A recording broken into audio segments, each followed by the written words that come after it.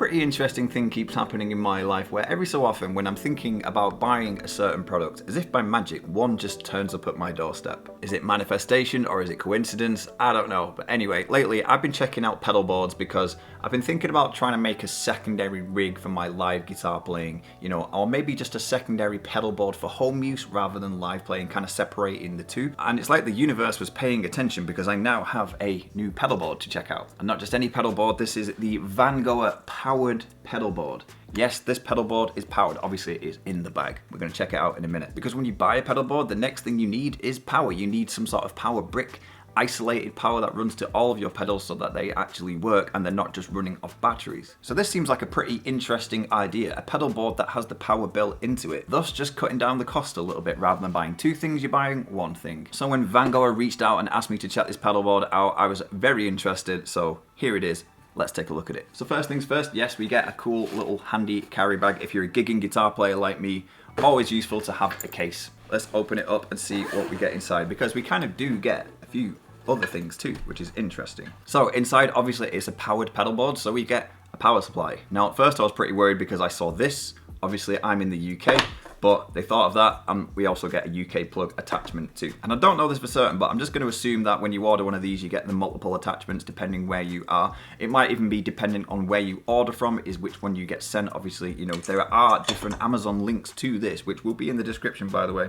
So no matter where you order it from, you should get the right one and the right power supply for your area. And the next thing we get is obviously the power cables. These run from your pedals to the power source, the pedal board itself. And I believe there's about 8 different inputs. So there's 1, 2, but we get 10 cables. But obviously the main thing is the pedal board itself. Check out this thing. First impressions, it feels nice and sturdy. It doesn't feel flimsy. It doesn't feel like when you step on it, you're just gonna break it. And we have these 2 rows. So obviously the first thing you can see is that it's not very big. So you can't fit many pedals on this. I think there are other options too, which obviously hold more pedals. So you can get maybe a bigger version if you want to use it for more pedals. There is 8 different inputs there. And it says right here, I don't know if you can see that, isolated. And if you don't know what that means, basically, I used to have a power supply which had daisy chain kind of connections for pedals. So it was one plug that had one connection for another pedal, which daisy chained to another connection and another and so on,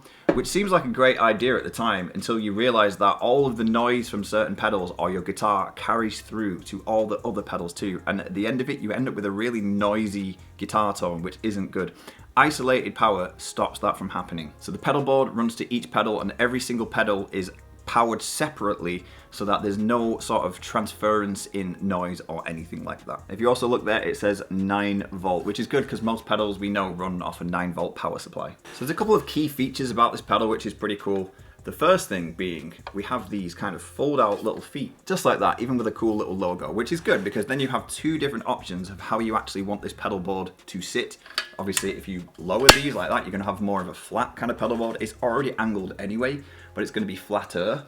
Or if you want more of a kind of incline, then obviously you can bring the feet out like that and it's just gonna sit a little bit higher like that. It's personal preference at the end of the day. But one of the main features about this pedal board, which seems to be a bit of a focus point, is these here. Obviously you might not be able to tell right now because it's not plugged in, but these are LED lights. And these LEDs are signal indicators, and they indicate the signal in different ways depending how you have the pedal board set up. Because you might notice that next to the LEDs, we have an in and an out. And you might think, why have you got an in and an out on the pedal board when normally you can just go in the pedals and out the pedals to your amp or your PA, whatever. So why is there an in and out on the pedal board? That is optional and just one of the ways that you can kind of run your pedal board so that you have indication on levels and everything like that. And we do actually get a handy little guide too, showing us the different options in how we can actually set this up. So let me run through these now to make it make a little bit more sense. So for connection 1, you plug your guitar on the input of the pedal board.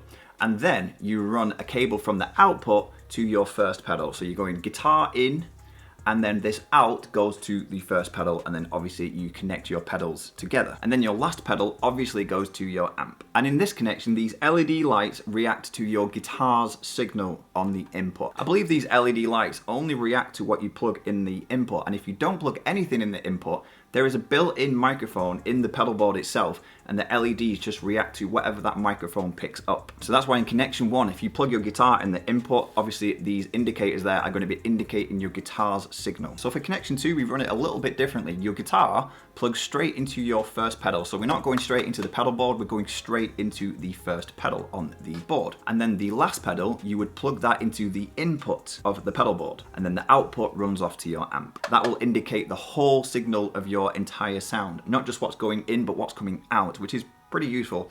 I would argue that might be more useful if you want to use these LEDs to sort of indicate your signal. And connection 3 is a little bit of an interesting one because basically you can kind of set it up so that you can get the signal of an individual pedal of your choosing. So if I plug my guitar into pedal 1, let's just say I've got 3 pedals on the board, but I want the signal indicated from the second pedal, I could plug my guitar into the first pedal, and then I could plug the second pedal into the input there. So obviously the input is then going to indicate that signal, and then I'm going to run the output into my next pedal or next pedals, and then obviously then to the amp and everything like that. So there's so many different options that you can kind of set this up. As I said, you don't even have to use these at all, and if you don't use these inputs and outputs there, then the signal is just going to be from the built-in microphone in the actual pedal board. And the last thing on the indicators is there is a switch here, like a turny dial, which is a potentiometer. I'm not gonna lie, I don't fully understand what that does. I don't know whether it turns down the whole level. Let's just say your guitar is really hot. You might be able to turn that signal down here so that it's not absolutely blasting out of the amp or the PA or anything like that. So it might be a way of controlling the input, you know, things like that. So if that's not quite what that is, then, you know, I need to figure that out. And last but not least, we get Velcro, which is very useful for then connecting the pedals to the pedal board also. Hopefully it's strong Velcro. But anyway, let's test it out. Let's plug it in and let's see how things go. I'm not gonna put the Velcro on it yet because I've got another video in mind where I actually want to use this pedal board to set up, as I said, a potential other rig. So I'm gonna do that. I'm gonna put the Velcro on when I do that video instead and try and make like a backup kind of thing. So I don't want to Velcro anything yet because I've not decided what I want and where I want it. So for the time being, we're just gonna put some pedals on this and then plug it in and see what happens. First things first, let's actually plug it in. I'm gonna get my power supply now. Obviously attach my correct plug. And if I just spin this round for the time being so you can see these LEDs here. And quite clearly, obviously there's no pedals going into this yet, but we know it's working. And I wonder if I can turn this dial here. This is the potentiometer. If I turn this all the way off, I mean, some people might not actually like the LEDs. I don't know who wouldn't like the LEDs, but I'm sure there's some people that might not want that on their pedal board. They just want the pedal board to be a pedal board. If I turn this all the way up now, obviously now I'm back to the red. Anyway, let's put it back this way. Let's kind of set something up that I might want to use. So how about this? I'll put my whole tone Ampero in the middle. I'm going to put the drop pedal in front of it, and then I'm going to end with a reverb. So that's a pretty good pedal board, I'd say. Not necessarily the one that I would use live. Obviously the thing that this is missing is a tuner pedal, so that's one of the main things that I want to get on this board. So I'm going to plug that in there. That pedal is now powered. And the good thing is you obviously don't have to plug them all in order. You can just plug it into the nearest port to the actual pedal itself. And then obviously the reverb on the end. And there we go.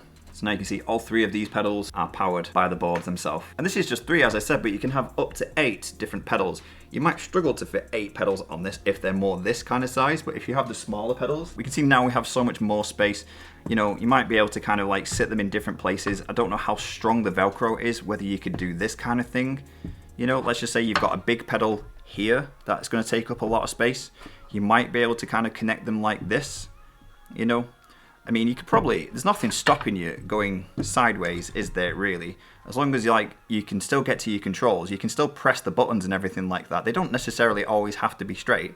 So, you know, that's an option as well. And you know what? I actually think this would make a pretty good rig. Stick around, by the way, for the video where I actually try and make a gigging rig out of the pedals that I've got. These are kind of like spare ones, you know, because I don't gig with any of these. These are just lying around, but I do actually want to try and turn them into something that I can use. So if you're interested in that video, make sure you subscribe and stick around for that video, hopefully coming pretty soon. So what I'll do now is I'll plug my guitar into the input of the pedal board, so you can see that these LEDs will then switch from the microphone, which it's currently using, to then picking up obviously the signal of my guitar. So now you can see that I'm talking, these LEDs aren't making any movement or anything like that. There's no signal being picked up, but if I play my guitar,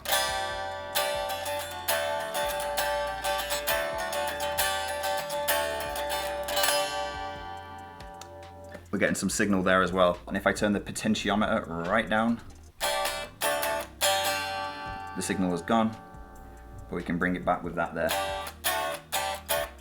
So there you go, guys. There is the Vangoa. I really hope I'm saying that right. The Vangoa powered pedal board. This thing is pretty cool. Definitely looking forward to putting some pedals on this properly and testing it out and potentially even taking it to a gig. So stick around for that video, hopefully coming pretty soon. Let me know what you think in the comments, but I think this is awesome. And if you're interested in trying one of these for yourself, there will be links in the description below. I want to say a massive thank you to Vangoa for sending me this to try. On a first impressions, it's really, really cool. It kind of makes me want a bigger one so I can fit more pedals on it and everything like that, but maybe in future. Anyway, guys, that's it from me. I hope you enjoyed the video, and if you did, don't forget to leave it a like, leave me a comment, also let me know your thoughts like I said, and if you haven't yet subscribed to my channel, please do. I make lots of guitar and music related content, and hopefully I'll see you next time, so take care.